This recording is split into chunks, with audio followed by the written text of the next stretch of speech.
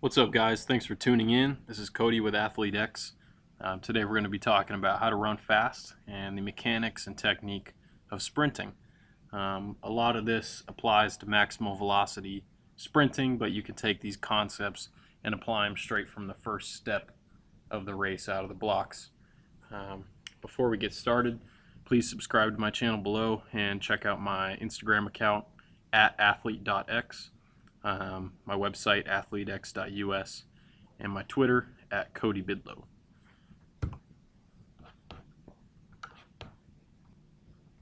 So, how do you run fast? Well, sprint technique and mechanics are the fundamental gatekeepers of performance. And what I mean by that is that nothing else that you do can be really all that effective or significantly effective unless your technique and your mechanics are on point.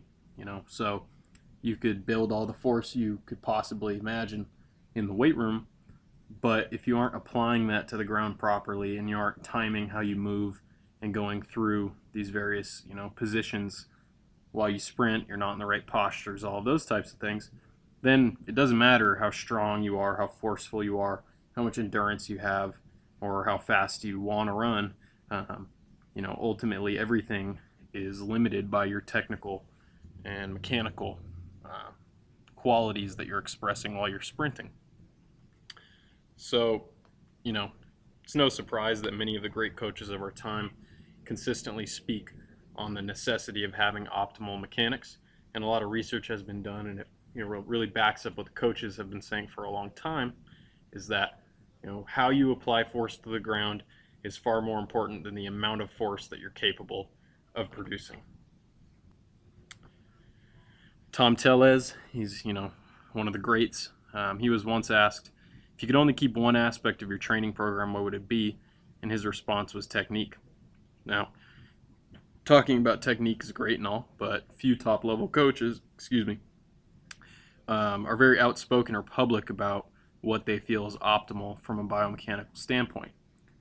We have places like Altus, who I've spent time at, and I really loved being there, and I had a great time, and I learned a lot, but a lot of what they post, doesn't really get to the nitty-gritty of what a coach can take or an athlete can take and apply to their next session and run faster or work on running faster in that next session. And I think that's what's important. I think that there is a lack across the board. I don't mean just to single them out. A lot of coaches out there are simply either regurgitating the same information, or the information that they give is too theoretical and philosophical, and it's not that applicable to the day-to-day training environment. So with that in mind, this presentation seeks to clear the air and give you some actionable advice on what to look for in sprint technique and how you can improve your mechanics or the mechanics of your athletes. So basically what this presentation will cover are what the various phases of the sprint stride cycle are, what the primary focal points of optimal technique should be, and tips for spotting problems in technique and ideas on how to fix them. So before we start, you might want to take note of these terms or look back at this at some point. But so there's toe off, and that's the moment that your foot is no longer in contact with the ground. So once you've pushed or punched the ground with your foot and your foot comes off the ground, that moment where it leaves the ground is called toe off. And we have touchdown, and that's when the moment when your foot comes in contact with the ground. Blocking, that's when a limb reaches the end range of motion, stops moving in that direction, and then reverses. That moment where it is not moving anywhere in any direction is called blocking. That could be your arm, at, the front side of the arm swing, for example, at the very top, or when your knee comes to the highest point. That's blocking. Stance, that's while your foot is on the ground, and it's from touchdown to toe off. So it's just, once you've contacted the ground until you come off the ground, that's the stance phase. And then that can be broken down into two further phases, which you'll see. And then the flight, that's where you're in the air, flying through the air between ground contacts. So some key questions. What are sprint mechanics? Well, sprint mechanics are essentially the sum, movement, positioning, and posture of all your body parts as you sprint. So it's just how you sprint. How do you go about solving the problem of getting from point A to point B as fast as possible? From knee drive to ground strike, posture, arm swing, all these factors fall under the category of sprint mechanics. And how are these mechanics broken down? Well, sprint mechanics are broken down into a number of phases, all of which take place in the stride cycle while you sprint. So what are the phases of the stride cycle? Well, first we have the residual phase, and this is basically from the moment that your foot comes off the ground, so toe off, from that moment until the forward acceleration of the thigh begins. That is the residual phase. So it's residual because it's what's left over after you've applied force to the ground and have projected yourself forward, initiating a new stride. Well, it's really important because nothing else can really happen until that leg comes off the ground and starts driving that thigh forward. It's pretty stereotypical to see pictures on social media of, people leaving the blocks and they're floating through the air with their back leg extended and the big knee drive on the front, big arms, and it looks great, but that's not what happens when you actually sprint. And unfortunately, a lot of young athletes see these pictures online and they think, I need to just, push, and then my leg is back there, I'm doing it right, and that's just incorrect. So the moment that you've applied force to the ground, boom, that thigh needs to be reversing forward. And the longer that takes, so the longer your residual phase from when you've put force into the ground till when that leg starts to drive forward, the longer your residual phase, the slower you're going to run. Second, we have the transition phase, which is the same idea, just talking, respective to the knee that's in the air on the front side. So not the stance leg, but the leg that had swung through the air and is now in that high knee position. The transition phase is the time between when the thigh blocks at the highest position and when the thigh begins to accelerate down toward the ground. So it's intimately tied to the residual phase in that your leg on the front side cannot start to move down toward striking the ground until the leg on the back side begins to move forward and upward through the range of motion to the front side. And so these two are kind of, not one and the same, but they are directly connected in that the transition phase cannot end until the residual phase has ended. You can't drive the front leg down until the back leg has begun to drive forward. Third, we have the ground preparation phase. This is the period of time where the thigh is accelerating down toward the ground up until the point of touchdown or ground contact. Then we have the front side ground phase, and that is where you're going to produce about 80% of the force, at least if you're an elite athlete, you're going to produce 80% of the force of that stride in the front side ground phase. So the front side ground phase is the period of time from when you touch down with the foot and make ground contact to the point at which you reach mid-stance and your center of mass is directly over your base of support. So if your base of support is the ball of the foot, then the front side ground phase ends when your center of mass is over that point. The backside phase, specifically in regards to this list, is from when you have hit mid-stance and then that point until when toe off occurs. Now, when people talk about backside mechanics, they tend to be talking about what's happening with the leg when it's in the air on the backside of the body. So just kind of keep that in mind, that sometimes the term backside is used in slightly different specific circumstances. So considering that sprinting is a cyclical movement pattern, problems can often be traced back somewhere in the cycle. And as humans, we often have the tendency to see a problem and try to fix it right then and there. While this may work in other areas of life, it falls short when trying to change aspects of sprint mechanics and technique.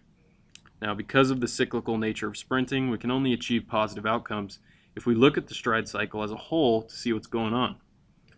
When looking at videos of you sprinting or athletes you work with or whatever, or just observing, someone sprinting on the internet or whatever, be sure to look back in the stride cycle in order to determine the root of a given issue.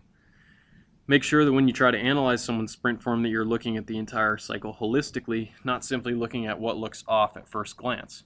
If you're crashing your foot down into the ground on the front side and there's poor force application, then they probably spent too much time on the ground during the residual or during the stance phase and spent too much time on the backside in the air during the residual phase. And so that's one example of how, yeah, you're looking at ground contact and a problem with ground contact, but the real issue probably lies further back in the cycle of movement. So what do fast sprinters do well that other people do not? Well, first, they produce large forces in short amounts of time. Fastest sprinters in the world produce force at a very high rate. Optimal ground contact times for maximal velocity sprinting is said to be around 0.08 seconds. And during this short duration of time, elite sprinters can apply upwards of 5 times their body weight and force at ground contact or during ground contact, and particularly in the front half of ground contact. So they're producing a lot of force from the time their foot hits the ground till the time that their foot is directly under them, and then from that point on they start producing less force and reverse that thigh forward into the next stride. So they're producing large forces in short amounts of time. Second, fast sprinters time their movements with a high degree of coordination. Most people who go out and sprint look relatively discoordinated, and that's because they are. Elite sprinters are able to coordinate very fast movements in various directions at the same time and are able to move through space in a manner which allows them to strike the ground effectively with high forces and in the proper direction. Not only do they spend small amounts of time on the ground, but they also project through the air in a way which optimizes their flight time, and that optimal time to fly through the air is approximately around 0.123 seconds. Sometimes that'll go up to 0.16, but generally 0.123 is kind of the golden number that elite sprinters will seek. Third, fast sprinters minimize lag time during residual and transition phases of sprinting. So like we talked about in some of the previous slides, people who run fast, because of their fast rate of force development and the high levels of autonomic coordination that they minimize lag time in these two important and intertwined phases of sprinting. Slow people push and let their leg lag behind them, while fast people punch the ground and then reverse the leg forward without any wasted time or movement. They also do this during the transition phase, where we see the thigh coming up and going back down without any appreciable period where the thigh is stuck at the high knee position. Since these two actions happen simultaneously, or rather, these two actions do happen simultaneously and not consecutively. So being able to effectively scissor the legs back and forth is imperative for optimal sprint mechanics and performance. 4. Fast sprinters exhibit high stride frequencies without sacrificing technique. The fastest sprinters tend to have a stride frequency of around 5 strides per second, going up to about 5.3, I think is kind of the fastest that we ever see. And that's measured usually around maximal velocity.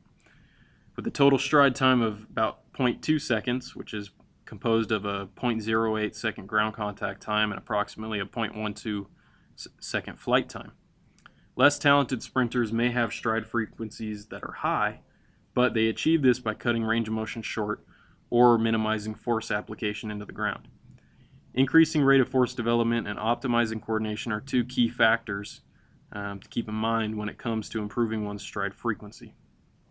So the more force you develop in a shorter amount of time, and the more coordinated your movements are, the faster your stride frequency can be. If you improve your stride frequency that is, effectively applied within good sound mechanics, the faster you'll run. 5. Fast sprinters do not wait. They anticipate movements and attack what is next in the stride cycle. So fast people do not react to the ground, and what I mean by that is when they feel the ground, that's not when they're applying force. Okay, they've anticipated it, and in the mechanics of the ground strike of elite sprinters, it's initiated from the top down, and this is a result of the aggressive thigh pop forward, which happens after the residual phase and after ground contact, which creates an intense stretch shortening cycle on the back side of the leg in the hamstrings and glutes when the knee rises to its maximal height, which then allows that leg to reverse down toward the ground aggressively and apply a lot of force. Similar to when we swing a hammer, we don't wait until we feel the nail to apply force. Instead, we apply force to the hammer while it's in the air just like we apply force through the leg while it's in the air. And this force then gets transferred into the nail, or in the case of the leg, gets transferred into the ground without you trying to push the nail into the wall or without you trying to push your foot through the ground. So you wind up and strike, not bring your leg down to the ground and then push once you feel your leg on the ground. If you feel your leg on the ground and that's when you're applying force, like consciously, that's when you're like, okay, now it's time to apply force, it's too late. And that's when you're going to skew the whole leg cycle to the backside and end up falling on your face at 99 meters. Similarly, sprinters with optimal sprint mechanics anticipate the next stride and pop the thigh forward at the moment they feel their foot on the ground, or even slightly before. Since there is a latency period or lag time between when you feel a sensation, then send a signal to move a body part, and then have actual movement occur in that body part, fast sprinters prepare for the next phase so that their timing is on point to take into account that latency period that happens. So athletes who push when they feel their foot on the ground, like I've said before, tend to overpush. And those who drive the knee when they feel toe off occur tend to have their leg cycle skewed to the backside. 6. Ground contact and flight times are consistent across high-performing sprinters. We've talked about this previously, but I'll still go over it. You can fast forward if you don't want to hear it, but it's worth listening to. While there is always some inter-athlete variability, there generally are consistent time frames in which fast sprinters are on the ground and in the air during a sprint. Like we talked about, it's about 0.08 seconds for flight or ground contact, and for flight it's around 0.123. If the ground contact times are above 1/10 of a second, it's likely that the athlete has poor rate of force development qualities, or they're reaching too far in front of the body and pushing for too long on the backside. If flight times are longer than 0.16, it's likely that the athlete is projecting too vertically each stride, which can be caused by excessive braking forces at touchdown, or simply the athlete is controlling projection in a way which is oriented too vertically. And then that's where you need to deal with them more on a theoretical level, teaching them what they need to be trying to accomplish when they sprint. So analyze the athlete and look at any trends that exist between one side or the other. And athletes will run faster if they're relatively balanced between limb to limb. So as such, it's wise to analyze whether or not discrepancies exist between the legs and their respective ground contact or flight times. So now we're going to go over what the key mechanical factors are which are required to run fast. And now that you have a basic idea of the different phases of the sprint cycle and some ideas as to what fast sprinters do well that slow people do not, we're going to delve into the sprint mechanics themselves. So here are some big ticket items that you need to be aware of, and some things that you should probably try applying to your own practices. So, number 1, at toe off, which we see here in this picture, as you can see the foot that's on the ground, the toe is coming off of the ground, therefore we're at the toe off point. The thigh must immediately move forward. So we don't, like say we were to be looking at a video and we moved 1 frame forward or 2 frames forward. We wouldn't want to see this foot and knee stay at that point or move backward relative to the body. Now that we're at toe off, we're no longer applying any force at all to the ground, and even just prior to toe off, you're not really applying very much force to the ground. So at this point, at toe off, the knee and thigh need to move forward immediately and quickly, and that's where the term thigh pop comes into play.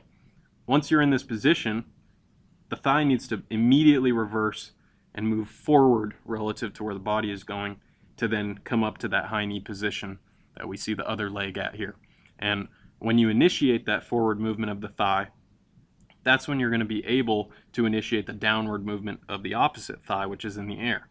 So it sort of initiates the next stride on both legs by driving that leg forward. And I don't want to necessarily say drive, but pop the thigh forward. Okay, it needs to be a quick impulse of movement, not a slow or grinding or that type of movement. It doesn't need to feel like you're lifting a weight. It needs to feel like pop.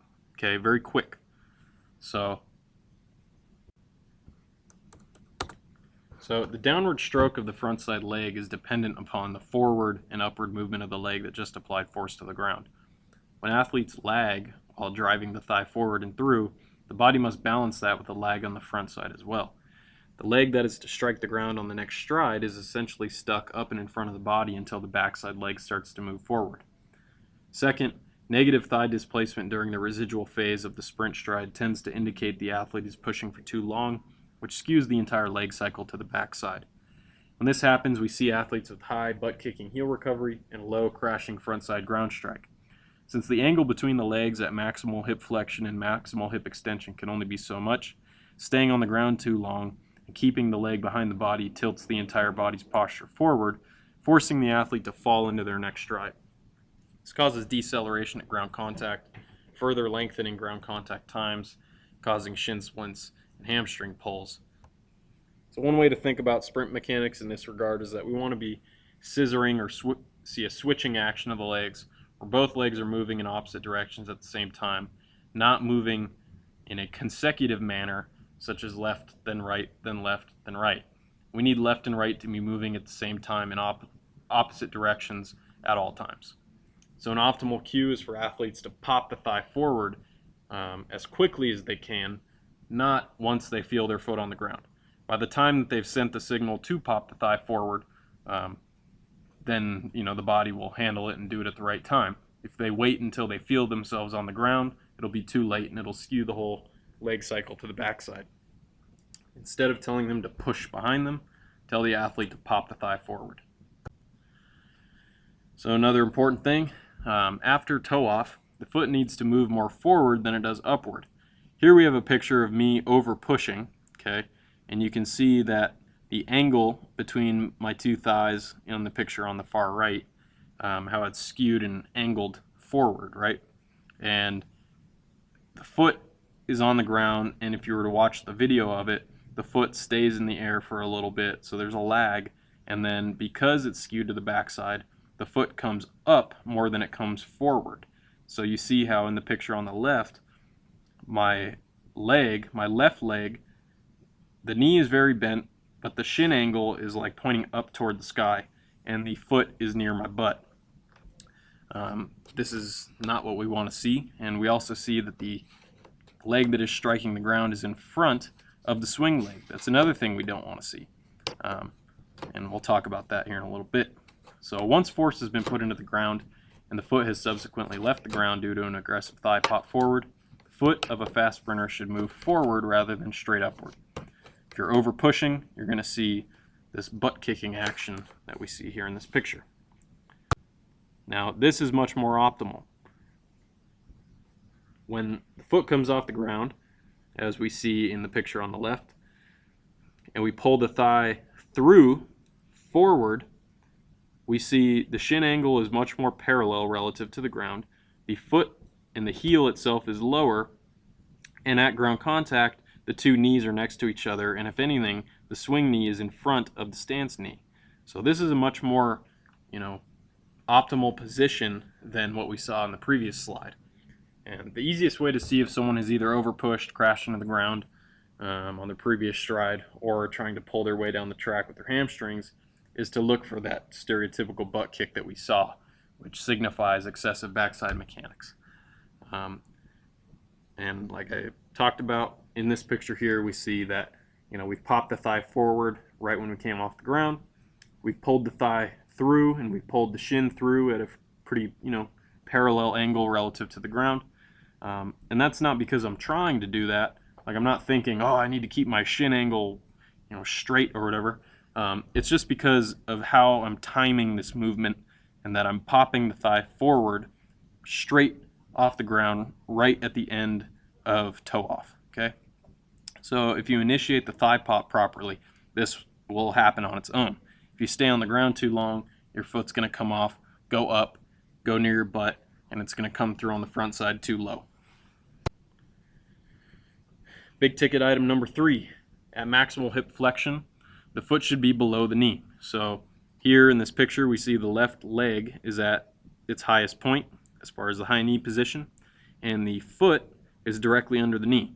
So this is what we want to see during flight, that if we were to see that the foot was in front of the knee at this point, it would probably indicate that the athlete is using too much quad activation to bring the leg through.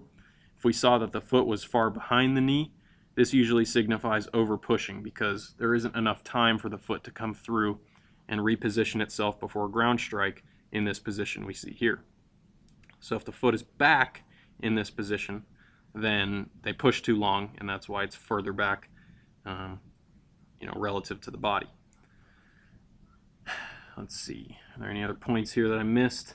You can pause this and read this on the left if you want, but I'm not going to go over it again. So, number 4, arms should block at the shoulder, showing front side separation and backside elbow flexion. So a common set of issues that we see with sprinters is that their arms block too low or too close to the body, and they show backside elbow extensions. They like flick the hand out and extend at the elbow like they're doing tricep kickbacks, getting ready for their NPC bodybuilding show. And what is that? Why is that important? Well, it's not necessarily that that movement itself does anything, but it's more that it signifies that the athlete has overpushed. And since the arms sort of counterbalance the legs, if you overpush with the leg, your hand is going to swing back further and your elbow is going to open, and you're going to have that karate chopping motion that we see with people who extend their elbow completely on the backside. Yeah, you might sit there and say, well, I've seen this fast sprinter do it and they run fast. Well, yeah, great, but you're not them. So just because they can do it and get away with it because they're highly skilled and have great genetics doesn't mean that you can. So you don't always want to do exactly what you see an elite athlete do if it varies from what the theoretical technical model is of what good sprinting looks like. There will be people who can do things differently, but they're highly gifted. And I would imagine that most of the people watching this video do not fall in the category of someone who's running 9.7. So considering that, don't karate chop backward, okay? And also, keep in mind that the shoulder and the hip and the elbow and the knee, the angulation that you see happen in those joints is intimately tied together. So if you keep your arms too close to the body, that can affect negatively how your legs function and vice versa. Let's see. So in this picture, you can kind of see what I was talking about on the previous slide, where there's separation between the elbow and the torso and the hand and the shoulder. That's kind of what you want to see. All right, you don't want to see that hand touching your shoulder with a very cut or really small angle at the elbow. You want to get that elbow in front of the torso and that hand out in front of the shoulder with separation between those 2 points. Now, number 5. The leg strikes downward and slightly backward along the long axis of the body. So the long axis is basically from head to toe, or in this case, head to knee of the swing leg. We're striking along that line. So whether you're accelerating or you're running at maximal velocity, the leg strike should be along that axis. And when you go into looking at research of acceleration, maximal velocity, vertical versus horizontal forces, you get a lot of debate as far as what's more important, horizontal or vertical forces. But I think most of the time, or I know for a fact, most of the time, the research is talking about force relative to the ground. But if you look at force production relative to the posture and the angle that the athlete is at, it's pretty much always vertical. So I'm not saying that vertical force is everything. What I'm saying is that you have to consider what position the body is in and what that means from a training perspective. So yeah, when you're accelerating, you're creating a lot of horizontal force. And why is that? Well, it's because you're striking down into the ground in a position where your body is angled forward. Once you are at top speed, what does the research show? A lot of vertical force. And is that because, maximal velocity requires different forces? No, it's because you're in a different position relative to the ground. So kind of keep that in mind. You're always going to strike along the long axis of the body. And if it says that you need horizontal force for acceleration, that doesn't mean reach out in front of the body and pull, okay? It just means that because of the position that you're in, the force that you're producing as you strike along the long axis of the body is oriented more horizontally than it is vertically.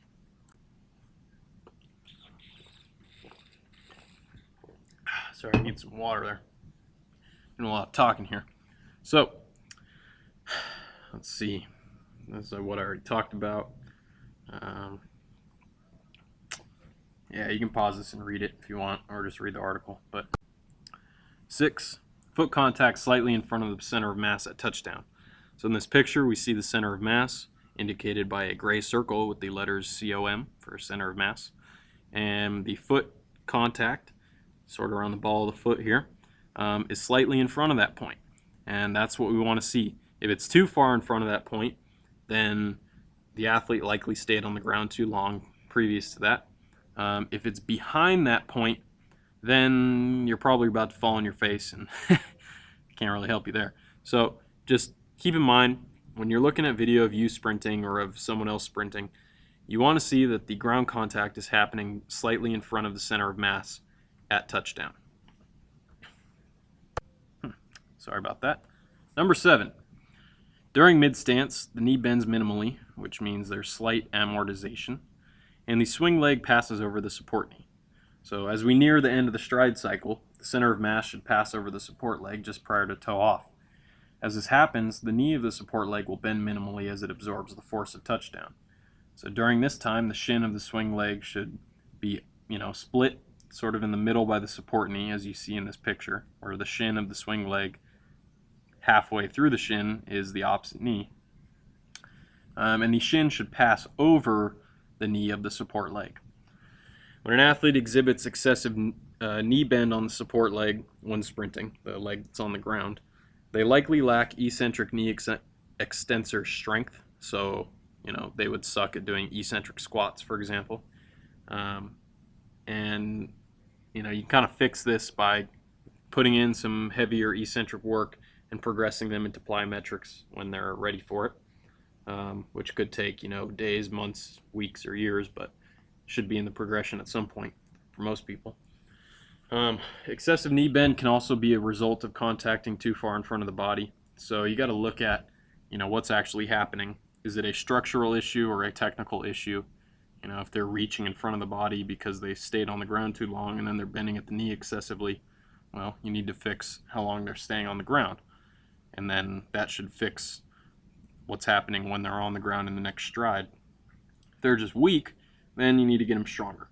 So following this, we would be back at the residual phase. And so, this is sort of the end of the stride cycle, and then the next one gets initiated at the end of the residual phase. So soon after this, if we were to go a few frames forward into toe off, that's when we would be driving that thigh forward again into the next stride. So what are some tips on how to effectively coach sprint mechanics? First, you want to focus on one technical aspect at a time. If you throw the kitchen sink at your athlete, it's just a recipe for disaster. The quickest way to run slower is to overthink what you're doing, and as such, you should avoid using more than one coaching cue or adjusting more than one biomechanical aspect at once. You should choose your words wisely. When cueing, athletes are going to do not necessarily what you want if they interpret what you're saying differently than what you're thinking. So if you tell someone to push and they end up staying on the ground for too long, they would be better suited with a punch cue. Cues have, and just words in general, have temporal qualities, which means that there's a time aspect involved. So the words that you use should indicate that an athlete needs to be having quick, abrupt, impulse-like movements. And if you use a cue such as push or drive, sometimes for some people who are temporally cued in, this will cause them to do things a little bit slower. So that's why I like to use cues such as pop or punch, because when you pop a balloon or when you punch something, usually that's done pretty quickly, and the time aspect of that word, indicates that what they need to do is something quick and aggressive and forceful, but most importantly quick. And so consider that when you're choosing the words that you use to cue. When in doubt, don't give any instruction. Just observe. Just watch them move. Or if you're an athlete, don't necessarily watch your video unless something felt really off. I wouldn't suggest watching your video every single rep. You need to be able to feel what's happening if you're an athlete. And as a coach, you need to be able to see what's happening before you say anything or before you try to change anything.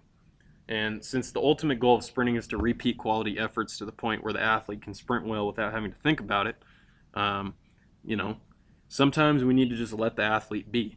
And you can take note and say, okay, this is something we're probably going to need to work on, and maybe you will, introduce a cue at some point. But when coaches just throw a bunch of stuff at athletes and just say, oh, drive, drive, drive, or up, or, all these things that we hear people post on social media, like, oh yeah, that was good.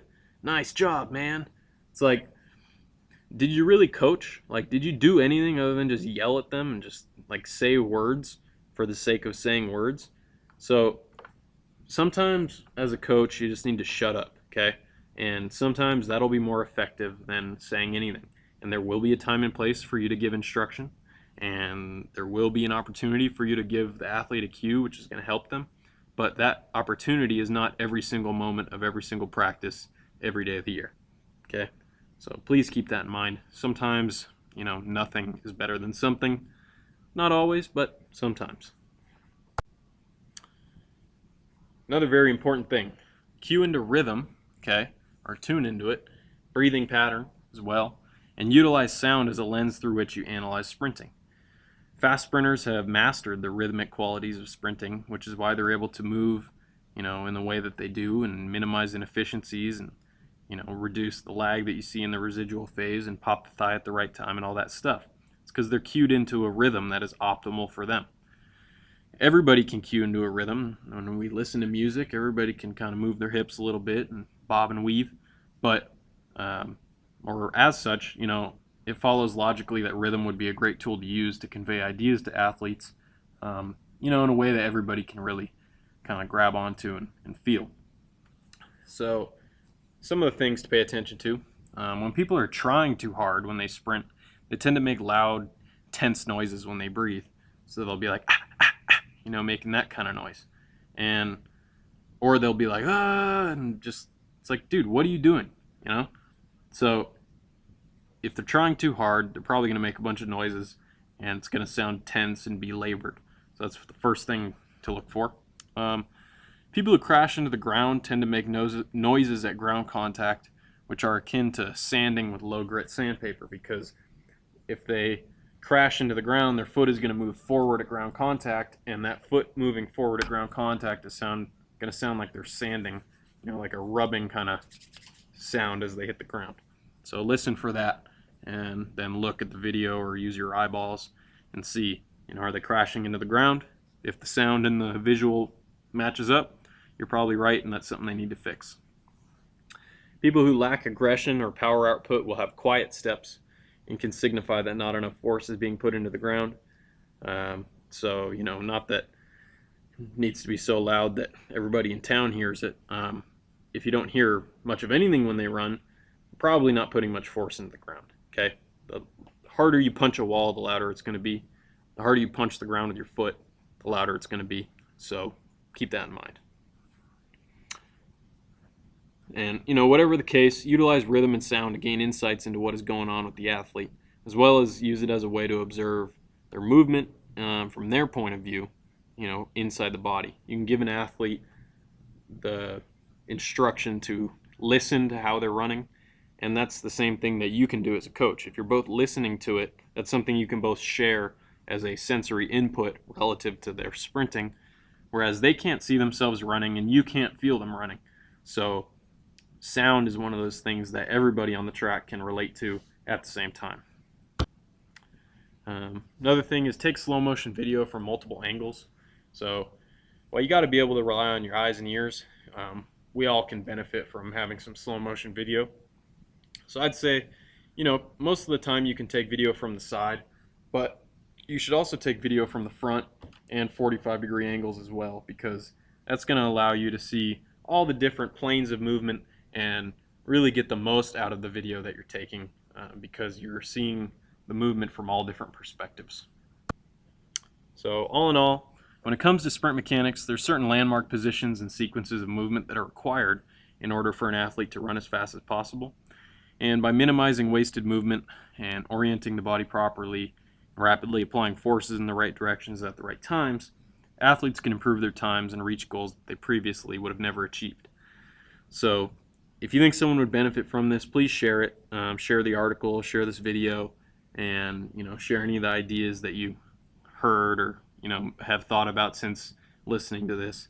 If it helps them, then why not share it, right? If you're looking for any help with your training, you can contact me at the things here up at the top right corner of the screen, my website, Instagram, Twitter, or my email here at the bottom of the screen.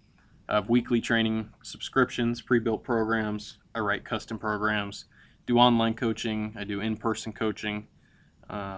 So it can be for sprinting, strength training, or just sport-specific training. If you run soccer or play soccer, I can help you with that. Football, baseball, volleyball.